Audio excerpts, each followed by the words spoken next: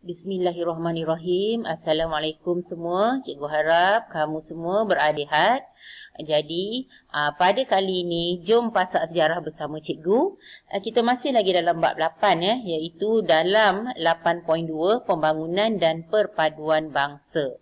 Dan untuk fokus kita pada sesi kali ini, cikgu akan fokuskan mengenai rukun negara. Untuk hari ini kita akan fokus tentang rukun negara je.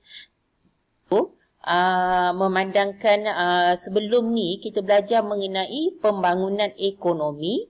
Jadi cikgu nak sentuh sedikitlah di mana pembangunan ekonomi dengan pembangunan sosial yang kita akan masuk dalam sesi-sesi yang berikutnya ni, mereka dua benda ni, iaitu pembangunan ekonomi dan pembangunan sosial ni saling lengkap melengkapi antara satu sama lain.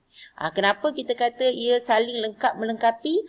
Kerana dengan adanya pembangunan ekonomi yang bagus yang dijalankan macam rancangan 5 tahun yang kita jalankan, dengan kita kata pembangunan sosial yang kita jalan, macam kita ada rukun negara, kita ada kita ada dasar pendidikan kebangsaan ataupun falsafah pendidikan kebangsaan, kita ada akta kebudayaan, akta bahasa kebangsaan, kita ada kita ada dasar kebudayaan kebangsaan, sukan untuk semua sebagainya tu. Secara tak langsung, itulah yang akan memantapkan lagi kita negara Malaysia ni menjadi sebuah negara yang aman, yang makmur dan juga yang kita kata boleh maju ke depan lah.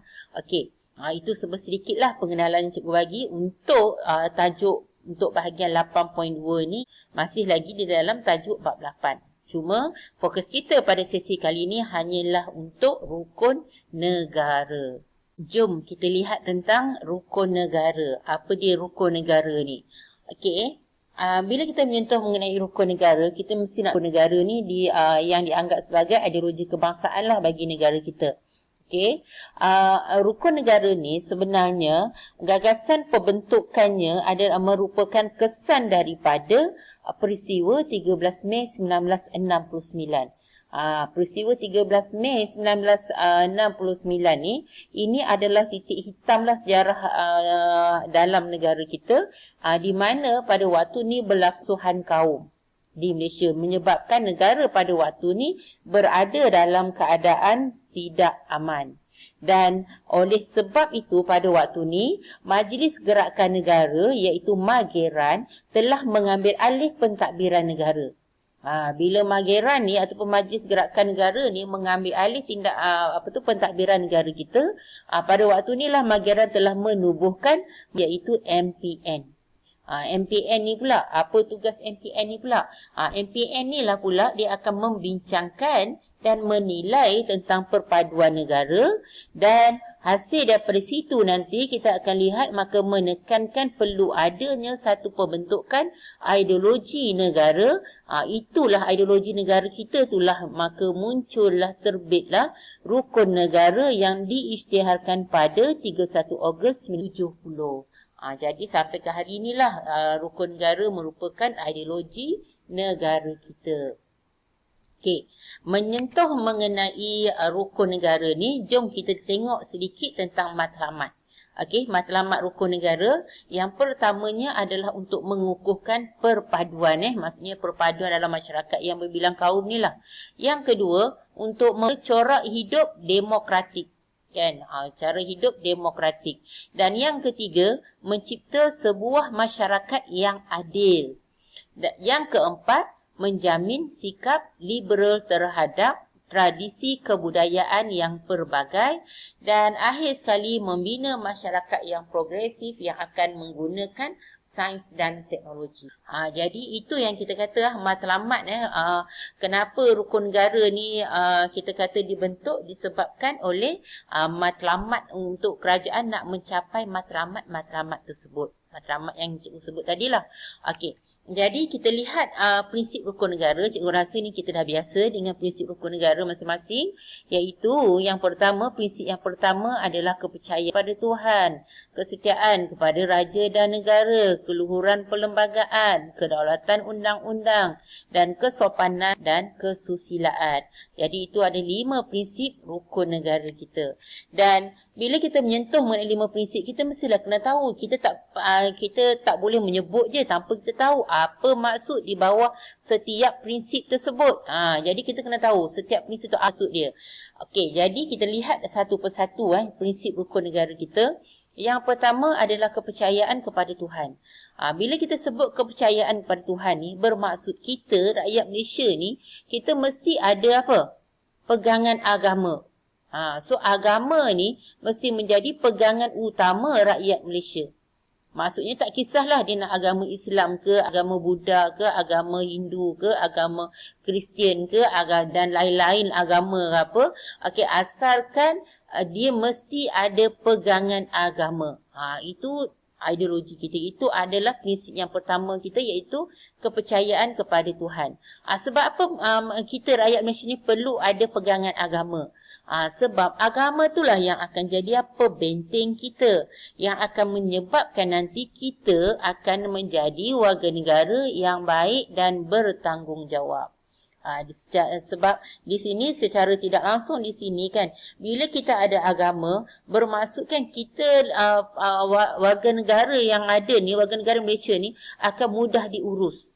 Maksud tak adalah yang kita kata yang melanggar peraturan dan sebagainya, dan akan menjadi seorang yang bertanggungjawab kepada negaranya. Dan di dalam Perlembagaan Malaysia 1963 kan, memang ada tentang agama ni, di mana telah menetapkan bahawa agama Islam adalah agama persekutuan, manakala agama lain bebas untuk diamalkan. Ini memang adalah di dalam perlembagaan negara kita.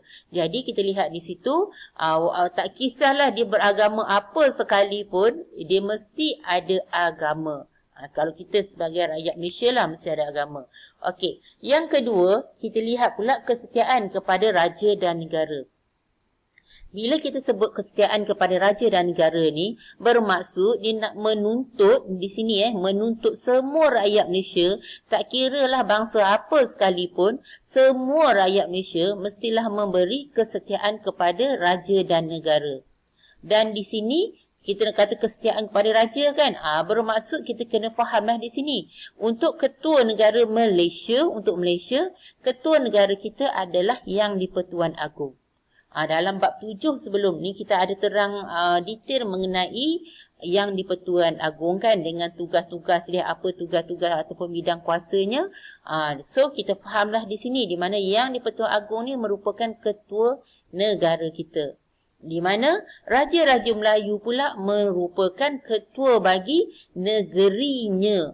Maksudnya kalau Kedah, Sultan Kedah lah adalah ketua bagi negeri dia. Kalau macam kita, kalau macam dekat Negeri Sembilan sini, ketuanya adalah yang di-Pertuan Besar lah, ataupun Yang Tuan Besar. Jadi itu antara itulah bidang-bidang tugas yang diberi dan dah termaktub pun di dalam perlembagaan kita. Dan raja juga menjadi simbol penyatuan rakyat dan pelindung kepada hak istimewa peribumi di sini. Dan di sini, ini yang cikgu nak tegaskan di sini, di mana penderhakaan kepada raja samalah seperti penderhakaan kepada negara. Jadi di sini penting untuk kita tahu, sebab kita kadang-kadang ni kita mungkin kita memburuk-burukkan nama raja kita. Bermaksud kalau kita memburuk-burukkan nama raja kita, bermaksud di sini samalah seperti kita memburuk-burukkan nama negara kita. Itulah yang dalam kata lain yang cikgu boleh bagi contoh di situ. Okey. Kemudian, yang ketiga, prinsip yang ketiga adalah keluhuran perlembagaan. Apa yang kita faham dengan keluhuran perlembagaan? Tajuk sebelum ni dalam bab 7, kita pernah belajar mengenai perlembagaan. So, kalau siapa yang masih ingat lagi, perlembagaan merupakan undang-undang tertinggi di negara kita, di mana raja pun ataupun Yang di-Pertuan Agong pun tertakluk di bawah di bawah perlembagaan tersebut. Jadi ini menunjukkan kalau kita sebut je keluhuran perlembagaan, bermaksud perlembagaan kita ni merupakan undang-undang utama bagi sesebuah negara dan dianggap luhur, unggul dan juga suci. Malah di sini, bila kita kata luhur, unggul dan suci ini, maksudnya kita kena patuhilah undang-undang kita. Kan, tak ada satu pun perkara yang tidak, kita kata yang terlepas daripada perlembagaan kita.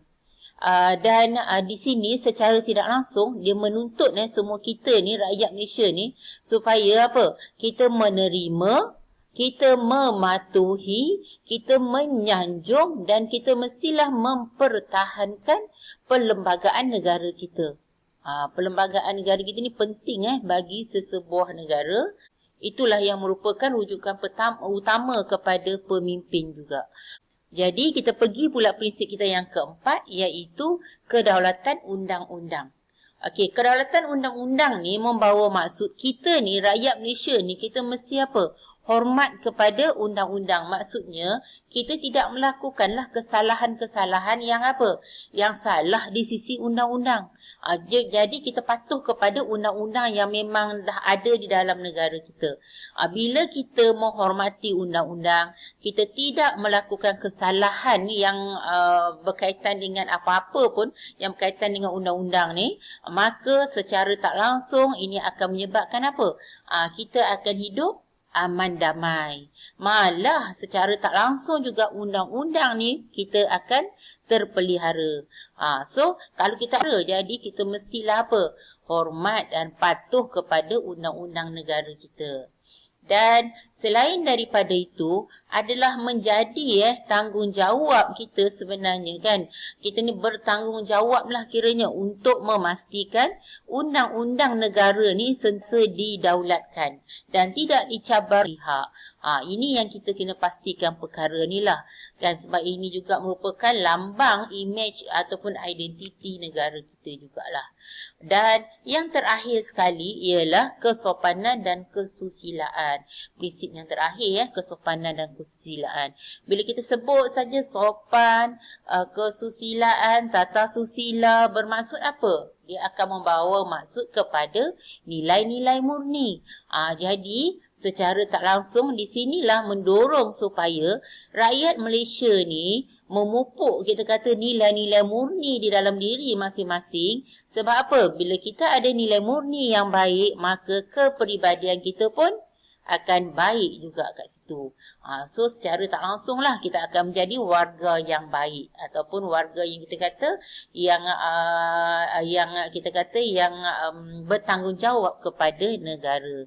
Okey, dan selain daripada itu kesopanan dan kesusilaan juga dengan nilai murni juga secara tak langsung akan menjamin kehidupan masyarakat yang lebih harmoni, menyayangilah, penyayanglah dan saling menghormati. Maksudnya kat sini kita akan sentiasa bertolak ansur lah. Lagipun kita ni kan negara yang berbilang kaum. Jadi memang perkara ni sangat penting, terutamanya kita nak memastikan yang apa?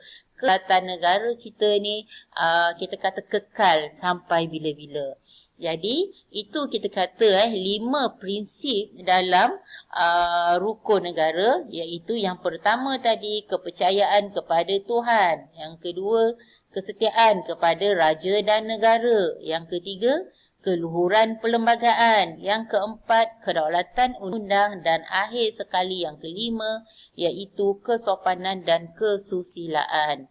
Jadi cikgu harap dengan cikgu menerangkan mengenai sedikit mengenai rukun negara ni, kamu dapat memahamilah mengapa rukun negara ni kita kata ada di negara kita yang menjadi kita kata apa satu ideologi untuk negara kita yang wajib kita patuhi sebagai kita rakyat Malaysia.